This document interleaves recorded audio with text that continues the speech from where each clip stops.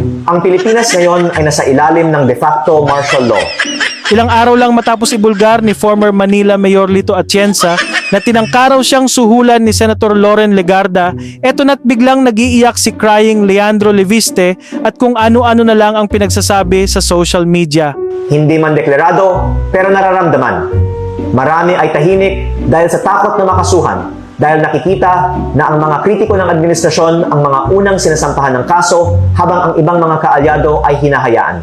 Boy genius daw at wonder boy pa ang bansag sa kanya ng kanyang mom na literal na political butterfly. Very bright and wonder boy ang kanya. Pero halatang panic mode na ang galunggong na parang feeling niya si Digongyo pa rin ang presidente ngayon na isang certified at self-admitted na mamamatay tao, alleged drug lord, asal kriminal, galit sa media critics at sanay magpakulong ng political opponents. Dahil dito, ang ibang mga batas ay inaaprubahan ng walang debate at may mga bilyon-bilyon pisong mga budget na hindi kinakwestiyon.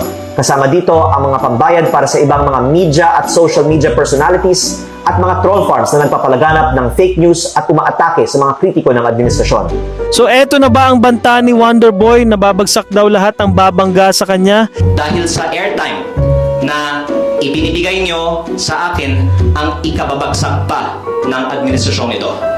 Kaya nasa inyo, kung gusto nyo tuloy-tuloy na gumawa ng mga istorya tungkol sa akin, kasi baka alam nyo ano ang kaya kong gawin pa, baka ito pa ang magiging ikababagsak ninyo.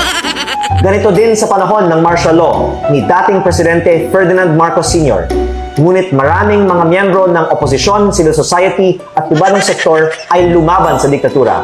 Kahit maraming itinulong, umalis ng bansa at ginipit ang negosyo, hindi sila sumuko.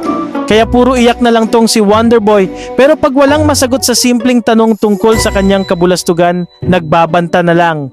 Kagaya ng very stupid niyang veiled threat kay Miss Karen sa interview na to. At ibang power supply bids sa buong bansa, baka we will be taken off the air.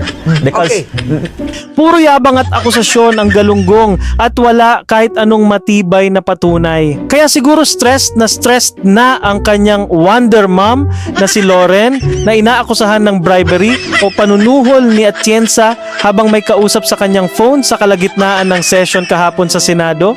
Ako po ay naniniwala na ang mga nagsasalita ngayon ay magtatagumpay rin laban sa korupsyon katulad ng mga nauna sa atin at ang mga nananatiling tahimik ay maaalala bilang mga kasabwat sa pinakamalaking korupsyon sa kasaysayan ng ating bansa.